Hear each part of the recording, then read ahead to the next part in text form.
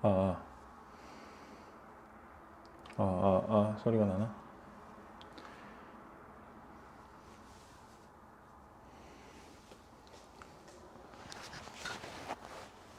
반갑습니다. 박목사 채널. 오늘도 박목사 채널 생큐, 생생한 큐티의 박목사입니다. 오랜만에 또 하는 것 같은데요.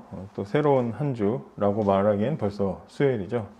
예, 이제 교회에 큰 행사들이 이렇게 있을 때마다 또 해야 될 일들이 있어서 좀 바쁘네요, 아침부터. 그래서 어제부터는 좀 바빴습니다. 바쁜 일들을 좀 끝내놓고 오늘은 이제 이렇게 녹화할 시간이 있어서 시간을 내고 있습니다. 역시 예, 여전히 5층에서 근무를 하고 있고요. 또 그래도 여기서 또 집중도 잘 되고 또 공부도 잘 되는 것 같습니다. 자, 요한복음 열심히 묵상하고 계시죠? 요한복음 말씀 오늘 16장입니다. 요한복음 16장 1절에서 15절 말씀을 함께 같이 잠시 나누어 보도록 하겠습니다. 요한복음 15장 18절부터 예수님께서 하시는 그 제자들에게 하시는 말씀이 있는데요.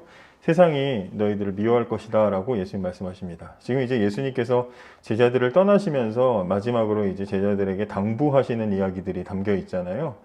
근데 이제 제자들에게 세상이 너희를 미워할 것이다, 이제 이런 말씀을 예수님이 쭉 하십니다. 물론 세상이 미워하는 것은 제자들이 아니라 예수님이죠. 예수님을 미워하죠. 그러나 예수님께서 곧 하나님께로 가시고 나면 그러면 이제 세상은 온 힘을 다해서 그 예수님을 미워하던 그 미움을 제자들에게 향하게 될 것입니다. 그리고 쏟아내게 될 것입니다. 세상이 제자들을 미워하는 이유를 지난 시간에 묵상한 말씀 속에서 우리가 발견을 하게 되는데요. 여러 말씀을 하시는데 그 중에 몇 가지만 짚어보자면, 첫째로 제자들이 세상에 속하지 않았기 때문에 세상은 제자들을 미워합니다. 신자의 소속은 세상이 아니라 하나님이고 예수님에게 소속되어 있죠. 만약에 우리가 이 세상을 살면서 전혀 세상에게 거리낌이 없고 세상이 너무 나한테 잘해주는 것 같고 어떤 방해도 없다면 우리는 심각하게 생각해 볼 필요가 있습니다. 내가 신자로 사는데 세상이 나에 대해서 전혀 거리낌이 없다. 그럼 우리는 생각을 해볼 필요가 있다는 겁니다. 세상이 나를 가만히 왜 내버려 두는지 심각하게 고민해 봐야 됩니다. 왜냐하면 내가 무서워서 나를 안 건드리는 게 아니라 세상이 나를 안 건드리는 이유는 내가 세상의 것에 속해 있기 때문에 세상이 나를 건드리지 않는 거죠. 우리가 예수께 속해 있다면 세상은 우리를 가만히 내버려 두지 않을 것입니다. 세상이 제자들을 미워하는 또 다른 이유는 세상이 예수님을 제대로 알지 못하기 때문입니다. 예수님이 누구신지를 제대로 알았다면 세상은 예수님을 따라가지 예수님을 미워하지 않았을 거예요. 근데 세상은 예수님을 잘 알지 못합니다. 예수님에게 관심이 없어요. 예수님에 대해서 알려고 하지도 않고 예수님의 말씀에 귀 기울이려고 하지도 않습니다. 그렇기 때문에 세상은 예수님을 미워하고 제자들을 미워하는 거죠. 또 하나, 세상이 제자들 또 예수님을 미워하는 또 하나 마지막 이유는 세상이 하나님을 미워하기 때문입니다. 15장 23절에 보면 나를 미워하는 자는 또 내 아버지를 미워하느니라 라고 하셨습니다. 그러니까 예수님을 미워한다? 그것은 결국에는 하나님을 미워하기 때문입니다. 그래서 눈앞에서 예수님이 아무도 하지 못했던 신기한 기적들을 보여주셨는데도 불구하고 이 사람들은 하나님과 그의 보내신 아들을 미워하기만 하고 그러한 것들을 받아들이지 않았던 것이죠. 근데 이제 예수님께서 떠나시면 이 세상의 미움이 고스란히 예수님의 제자들을 향하게 될 것입니다. 예수님도 그것을 너무나 잘 알고 계셨죠. 그동안은 예수님께서 직접적인 그 미움을 보호막처럼 다 받고 계셨기 때문에 제자들은 예수님의 보호 속에서 세상이 얼마나 자기들을 미워하는지 잘 알지 못했을 겁니다. 근데 예수님이 가시면 그 예수님의 보호막이 해제되고 나면 세상의 모든 직접적인 공격이 제자들을 향하게 되겠죠. 오늘 묵상한 본문 1절부터 3절까지 이 부분에 보시면 짧은 말씀이지만 그 속에 예수님은 제자들이 앞으로 당하게 될 그런 이제 문제들, 얼마나 당하게 될 핍박이 무거운지를 예수님이 소개해 주는데 짐작을 해볼 수가 있죠. 그들은 단지 예수님의 제자라는 이유만으로 출교를 당하거나 그들의 입장에서 하나님을 섬긴다는 명목으로 죽임을 당할 수도 있다는 것을 소개하셨습니다. 실제로 예수님을 미워해서 출교하는 일은 이미 유대인들 사이에서 일어나고 있었고요. 이제 그것이 제자들에게까지 이어지게 되겠지요. 이 유대인 사회에서 그 어떤 그들의 모임 안에서 출교당한다는 것은 죽으라는 것과 마찬가지인데 그렇게 미움을 받게 됩니다. 그리고 우리가 잘 아는 대로 초대교회는 유대인들로부터 거센 핍박을 많이 받았고 공격을 받았죠. 또 나중에는 로마나 뭐 다른 모든 사람들로부터 교회가 계속해서 핍박을 받게 되는 것을 우리가 잘 알고 있습니다. 예수님 하신 말씀이 그대로 이루어지는 것이죠. 이렇게 제자들 앞에 어려움이 남아있는 상황에서 예수님은 이제 떠나야만 하시는 예수님께서는 제자들에게 나 대신 보혜사 성령님이 오실 것이다 라고 보낼 것이다 라고 약속을 해주셨습니다. 보혜사는 말 그대로 한자 말로는 그냥 보호하시는 선생님, 보호자 이런 뜻이고, 원어 파라클레토스라고 말할 때는 법정 언어로 봤을 때는 중재자, 대안자, 변호사 이렇게도 할 수 있고요.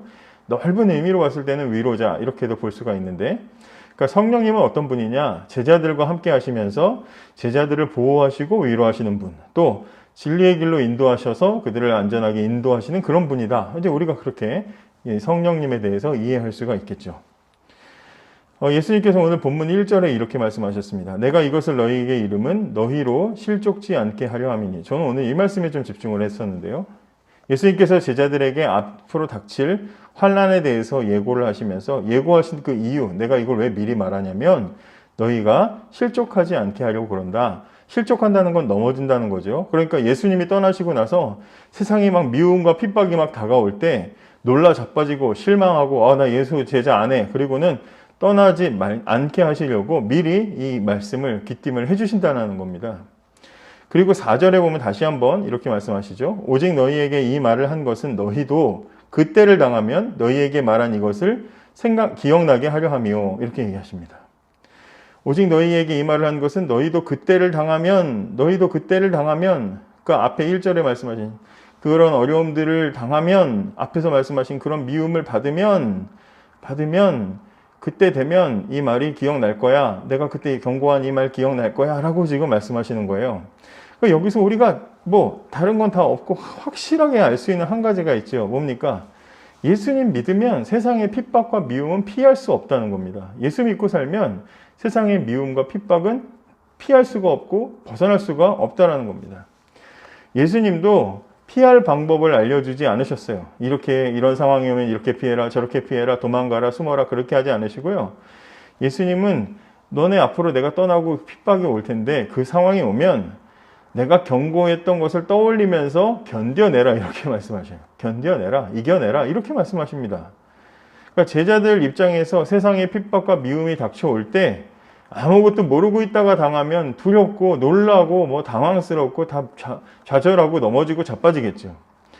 고난 속에서 예수님이 하신 이 본문의 이 말씀 그 순간을 기억하고 떠올린다면 그때 말씀하신 게 이거구나. 올 것이 왔구나. 그렇게 생각을 하게 된다면 그 속에서도 주님은 이걸 다 아시는구나 하고 위로를 받고 견딜 수가 있다는 거죠. 오늘 새벽에 이제 말씀 묵상할 때 저는 이 부분을 이제 집중해서 봤어요.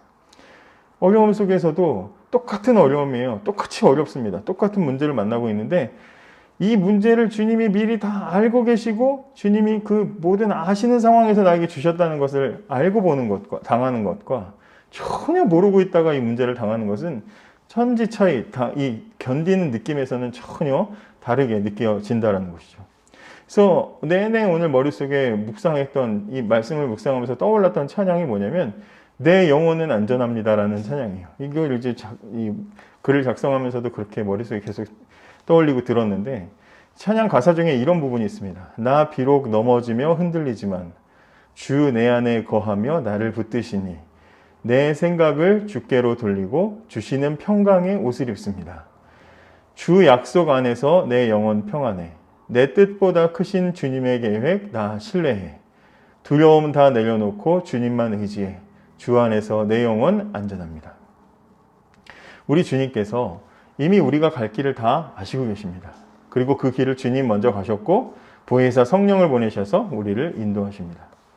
예수님 가신 길이 비록 가시밭길이고 또 외롭고 힘든 길이겠지만 그러나 앞서 가신 주님 계시고 또 함께 하시는 성령님이 계시기 때문에 그 어려움 속에서도 우리는 평안을 발견하게 되는 것이죠.